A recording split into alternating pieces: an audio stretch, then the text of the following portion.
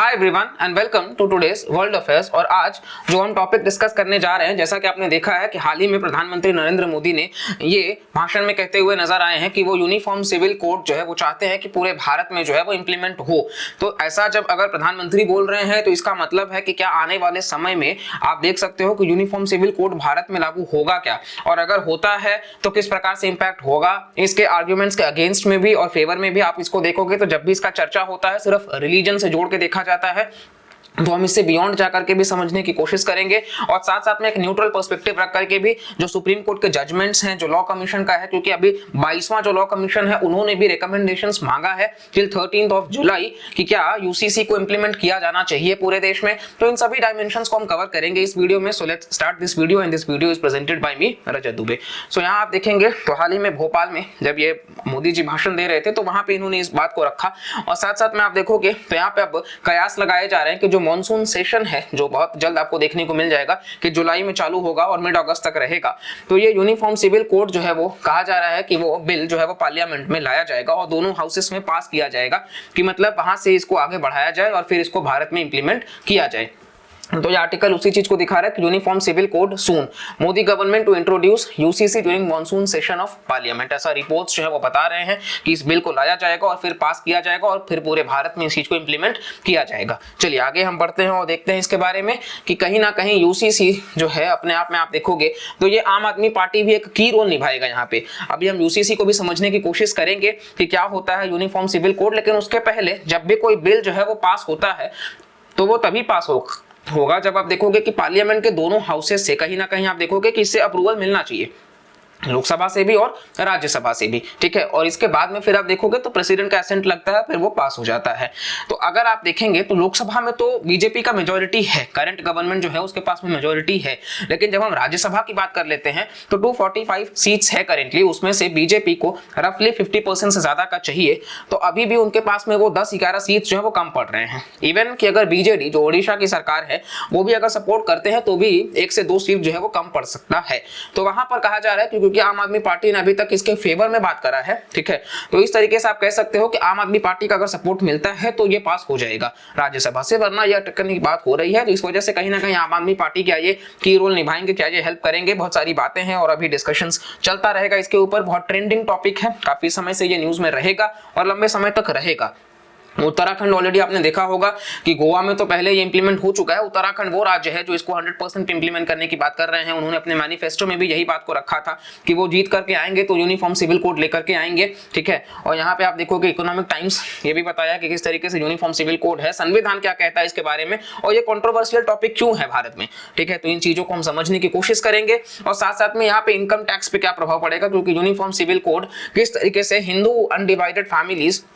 का जो टैक्स है उसको किस तरीके से हटाएगा, उन सभी चीजों को भी हम यहाँ पे देखेंगे। हालांकि अभी इस पे बहुत ज्यादा कहा नहीं गया है, तो जो भी रहेगा हिंदू अनडिवाइडेड फैमिलीज को जो बेनिफिट मिलता था क्या वो टैक्स का बेनिफिट अब नहीं मिलेगा, तो वो जब आएगा तो चीजें डिस्कस करने के लिए रहेंगी। नाउ अब हम आते हैं कि ये यूनिफॉर्म सिविल कोड है क्या। सबसे पहले तो भारत का जो संविधान है, ठीक है, तो आप देखेंगे वहां पे आर्टिकल 44 है, directive principles of state policy, part 4 में है। पार्ट 3 में फंडामेंटल राइट्स है और पार्ट 4 में डीपीएसपी है। फंडामेंटल राइट्स का मतलब है कि वो जस्टिसिएबल है, मतलब वो अगर उनका वायलेशन होता है तो हम सुप्रीम कोर्ट में जा सकते हैं, लेकिन डीपीएसपी का वायलेशन होता है तो हम कोर्ट्स का दरवाजा डायरेक्टली नहीं खटखटा सकते हैं। तो ये पार्ट 4 में डीपीएसपी है जो बताता है कि स्टेट शैल एंडेवियर कि मतलब राज्य जो है वो प्रमोट कर सकता है कि वो सिक्योर करे एक यूनिफॉर्म सिविल कोड को अपने सिटीजन्स के लिए। हालांकि ये जो फ्रेमर्स हैं संविधान के, उन्होंने डिस्क्रिप्शन पर छोड़ दिया था गवर्नमेंट के कि वो अगर इंप्लीमेंट करना चाहें तो वो कर सकते हैं, यानी कि वो राज्यों के ऊपर छोड़ दिए। तो इस वजह से सेंटर नहीं हो सकता, राज्य इसको इंप्लीमेंट करें और इसका जो सेंसिटिविटी वगैरह है, कॉम्प्लेक्सिटी है, उसको ध्यान में रख करके। और पिछले कई सालों से चर्चा जो है वो चलता आया है, पॉलिटिकली इसको एक सेंसिटिव मुद्दा भी बना दिया गया है। साथ साथ में आप देखोगे तो इसके अगेंस्ट में भी लोग जो हैं आपको देखने को मिल जाएंगे कि कहीं ना कहीं ये जो तबके के लोग हैं, बेसिकली ये कहा जा रहा है कि ये हिंदू कोडेड सिर्फ लॉ है, क्योंकि कहीं ना कहीं आप देखोगे तो ये सबको एक लॉ के दायरे में। यूनिफॉर्म सिविल कोड का मतलब क्या है कि भारत एक सेक्युलर कंट्री है, यहाँ अलग अलग धर्म के लोग एक साथ रहते हैं, फिर चाहे वो हिंदू हो, मुस्लिम हो, क्रिश्चियंस हो, पारसीज हो, जैन्स हो, बुद्धिस्ट हो, सभी एक मतलब कहीं ना कहीं देश के अंदर रहते हैं। तो इन सब का अपना पर्सनल लॉज है। हिंदू मैरिज एक्ट आपको देखने को मिल जाएगा, मुस्लिम्स का अपना पर्सनल लॉ है, आपको क्रिश्चियंस का अपना देखने को मिल जाएगा और सेम पारसीज का भी है। हिंदूज में आपको हिंदूज, बुद्धिस्ट, जैन और सिख का देखने को मिलेगा। तो इस वजह से ये जो मुस्लिम्स हैं बेसिकली आपको देखने को मिल जाएगा कि जो पार्टीज इसका बॉयकॉट कर रही हैं वो ये बोल रहे हैं कि ये कहीं ना कहीं हमारे मार्जिनलाइज्ड सेक्शंस को, जो माइनॉरिटी मतलब है, तो ये अपने आप को ये बता रहे हैं कि मतलब माइनॉरिटीज के खिलाफ अत्याचार होगा और इस तरीके से इनका जो पर्सनल लॉ है जो 1300 साल पुराना चला आ रहा है उसको सडनली हम क्यों चेंज करेंगे, बहुत सारी बातें हैं, ठीक है। तो इस वजह से इस चीजों को अगेंस्ट में रखने की बात कर रहे हैं और ये कह रहे हैं कि ये हिंदू कोडेड लॉ के तहत लाया जाएगा। तो कहीं ना कहीं आप देखोगे तो वैसे भी हिंदू में जो है वो पॉलीगैमी एग्जिस्ट नहीं करता है, सिंगल मैरिज ही है, जबकि आप देखोगे तो मुस्लिम्स में मतलब आपको देखने को मिल जाएगा कि 4 शादियों का भी प्रावधान है। इसी के साथ साथ में आप देखोगे तो फ्रांस और जर्मनी वो नेशंस हैं जो पॉलीगैमी को वो भी बैन कर रखे हैं और इसी के साथ साथ में आप देखोगे तो उनके यहाँ भी लगभग सिमिलर डॉक्ट्राइन है। तो हम ये तो नहीं बोल सकते कि वहां पे भी हिंदू कोडेड लॉ है, ठीक है। साथ साथ अब हम बात कर लेते हैं arguments in favour. Now favour में क्या है यूसीसी के, तो सबसे पहली बात तो ये है कि एकोमोडेट करना है एस्पिरेशंस ऑफ द यूथ को, क्योंकि यूथ को वो चीज सिखाना कि एक मतलब छत्र छाया में ही सबको कवर करना, ठीक है। दूसरा आप देखोगे तो सपोर्ट करना नेशनल इंटीग्रेशन को। 28 राज्य हैं, 8 यूनियन टेरिटरीज हैं और इन सबको एकत्रित करते हुए कहीं ना कहीं एक नेशनल इंटीग्रेशन को प्रमोट करना। फिर आप देखोगे तो rise above the patriarchal mindset, क्योंकि आज भी आप देखोगे तो कहीं ना कहीं ट्रिपल तलाक तो बैन हो चुका है, लेकिन मुस्लिम्स में आपको देखने को मिलेगा कि तलाक हसन आज भी एग्जिस्ट करता है, जहां वो हर 3 महीने में मतलब एवरी मंथ में वो एक बार तलाक बोल करके वो तलाक ले सकते हैं।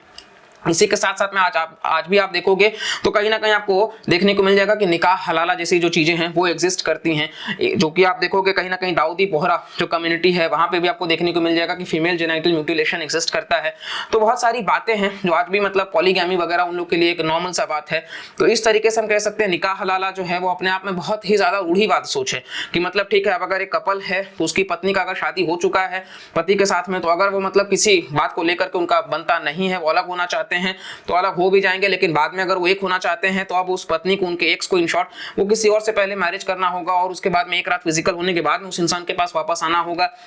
तो ये जो कॉन्सेप्ट है आपको देखने को मिल जाएगा निकाह हलाला। तो ये जो ट्रेडिशनल प्रैक्टिसेस बहुत ज्यादा जो चला आ रहा है जो कि अपने आप में पैट्रियार्कल माइंडसेट को ही दर्शाता है, तो इस चीज का भी कहीं ना कहीं विरोध होना चाहिए, क्योंकि ऑलरेडी मुस्लिम महिलाओं का सपोर्ट जो है वो इस चीज को लेकर के है कि यूसीसी को इंप्लीमेंट किया जाना चाहिए। इसी के साथ साथ में आप देखोगे तो कन्वीनियंट होना चाहिए फॉर जुडिशियल प्रोसेस, क्योंकि अभी तक जुडिशरी भी इस चीज को सपोर्ट करता आया है। शाहबानू केस अभी हम देखेंगे कि किस तरीके से सुप्रीम कोर्ट ने भी कहा है। नेक्स्ट अब हम अगेंस्ट की भी बात कर लेते हैं, क्योंकि सबसे इंपॉर्टेंट पॉइंट है अगेंस्ट में। आप देखोगे तो कहीं ना कहीं आपको देखने को मिल जाएगा कि 21st लॉ कमीशन का रिपोर्ट है, तो उन्होंने कहा था कि कहीं ना कहीं चेंज मतलब यूसीसी को लाने की जरूरत नहीं है, जो भी पर्सनल लॉज हैं उन सब में आप कहीं ना कहीं चेंजेस लेकर के आओ, टाइम के साथ में मॉडर्नाइजेशन को आप प्रमोट करो, रिफॉर्म्स की तरफ आप आगे जाओ, ठीक है। तो उसकी बात इन्होंने करी थी।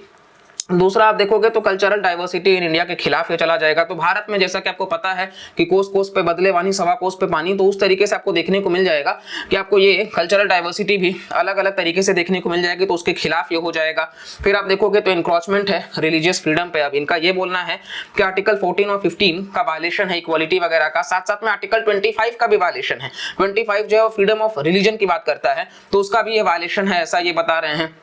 फिर against the indigenous rights of tribes, जो ट्राइबल्स का भी है उसके खिलाफ में भी ये चीजों को बात कर रहे हैं। हालांकि सबसे इंपॉर्टेंट तो ये है कि आप सक्सेशन की भी बात कर लोगे तो सक्सेशन में आपको देखने को मिल जाएगा कि जो हिंदू सक्सेशन एक्ट है 1956 का, उसके तहत अगर एक मान लीजिए पिता है और उनकी मृत्यु हो जाती है, तो अगर उसका एक बेटा और एक बेटी है तो दोनों को 50-50% मिल जाएगा। लेकिन ये शेयर मुस्लिम्स में नहीं होता है, उनके यहाँ अगर वो डॉटर उनकी है तो भी वो बहुत कम शेयर मिलेगा, और अगर एक वाइफ है तो उसको भी 1/8 शेयर ही मिलेगा। तो सक्सेशन को लेकर के भी होता है। और इसी से रिलेटेड शाहबानू केस भी है, जिसको यहाँ पे हम समझने की कोशिश करेंगे कि शाहबानू केस जो है उसमें ये बताया गया था, बेसिकली शाहबानू मतलब एक महिला है, तो इन्होंने मतलब अपने हस्बैंड के खिलाफ में एक केस फाइल किया था, क्योंकि इनको सेक्शन 125 जो है सीआरपीसी का, तो उनको मेंटेनेंस मिलना चाहिए था अपने पति से, लेकिन वो देने से मना कर दिया कि इनके मतलब जो भी इस्लामिक प्रैक्टिसेस हैं उसमें 3 महीने तक ही दिया जाना चाहिए और उसके बाद शादी कर लेनी चाहिए, ये वो। और फिर ये मतलब क्योंकि इनको एलिमेंट मिलने लगा, फिर ये और बढ़ा, तो इसके बाद ये मध्य प्रदेश कोर्ट में भी गई कि और इसको एलिमेंट को बढ़ाया जाना चाहिए। 25 रुपए मिलते थे तो 180 रुपए कर दिए गए, और फिर इस चीज को लेकर के सुप्रीम कोर्ट भी जाया गया, और सुप्रीम कोर्ट 5 साल से इस पे फैसला सुनाने के बाद में सुप्रीम कोर्ट ने कहा था कि कहीं ना कहीं जो भी यूसीसी है उसको फाइनली एनेक्ट किया जाना चाहिए, क्योंकि सुप्रीम कोर्ट ने उस वक्त मेंटेनेंस की बात करी थी कि मेंटेनेंस तो सबके ऊपर अप्लाई करता है, यहाँ पे रिलीजन का तो कोई बात आना ही नहीं चाहिए, क्योंकि बच्चे हैं, पत्नी है, तो उनका ख्याल की बात आनी चाहिए। यहाँ पे रिलीजन नहीं होना चाहिए कि जो भी आपकी प्रैक्टिसेस हैं रिलीजियस उसको आप बहुत ज्यादा तवज्जो नहीं दोगे। फिर यहीं पे सुप्रीम कोर्ट ने यह भी कहा है कि जो गवर्नमेंट है उसको इंप्लीमेंट करना चाहिए यूसीसी को। इस केस में सरला मुदगल जजमेंट में भी 1995 के, और बाकी भी आप देखोगे तो पॉलो कॉटिन्हू वर्सेस मारिया लुइजा वैलेंटाइना। तो ये जो जजमेंट्स हैं आप देख सकते हैं, यहाँ time and again supreme court ने भी कहा है कि आप इस चीज को बहुत सरल करो और साथ साथ में आप इंप्लीमेंट कर सकते हो, क्योंकि आप देखो कि कॉन्स्टिट्यूशन मेकर्स में भी डॉक्टर BR अम्बेडकर जो है वो चाहते थे कि यूसीसी इंप्लीमेंट होना चाहिए, लेकिन नेहरू जी जो है वो इसके अगेंस्ट में थे कि देश आजाद हुआ है, कम्युनल राइट्स बहुत ज्यादा हैं और अगर हम ऐसी चीज को लाएंगे तो और ज्यादा ये हो सकता है। हालांकि क्योंकि दोनों अपने अपने लेवल पे एमिनेंट थे इसीलिए इसको ना पार्ट 3 में रखा गया, लेकिन पार्ट 4 में लाया गया, डीपीएसपी में आर्टिकल 44 में जोड़ा गया। और इसके बाद आप देखोगे तो इसीलिए लोग ये भी कहते हैं कि इस हिस्टोरियंस ने मतलब गलती ये की कॉन्स्टिट्यूशन मेकर्स ने कि इस लिस्ट को जो है यूसीसी को वो कॉन्करेंट लिस्ट में रखे। 7th शेड्यूल जो है जहां ट्रांसफर ऑफ पावर्स की बात होती है उसमें 3 लिस्ट आते हैं, यूनियन लिस्ट जिस पर सिर्फ सेंट्रल लॉ बनाएगा, स्टेट लिस्ट जिस पर सिर्फ स्टेट लॉ बनाएंगे और कॉन्करेंट लिस्ट जिस पर दोनों लॉ बना सकते हैं, पार्लियामेंट भी और स्टेट लेजिस्लेचर्स भी। तो ये जो पर्सनल लॉज हैं इसको ये कॉन्करेंट लिस्ट में रखे। तो ये भी कहा जाता है कि कहीं ना कहीं ऐसी चीजों की जरूरत क्या है। इवन जब देश में आईपीसी और सीआरपीसी जो है वो अलग अलग राज्यों में अगर अलग अलग तरीके से चल रहे हैं तो फिर क्या जरूरत है ऐसे पर्सनल लॉज का पूरे देश में लाना। तो कहीं ना कहीं बहुत सारी बातें हैं जो आपको देखने को मिल जाएंगी जो काफी समय से चर्चा में है।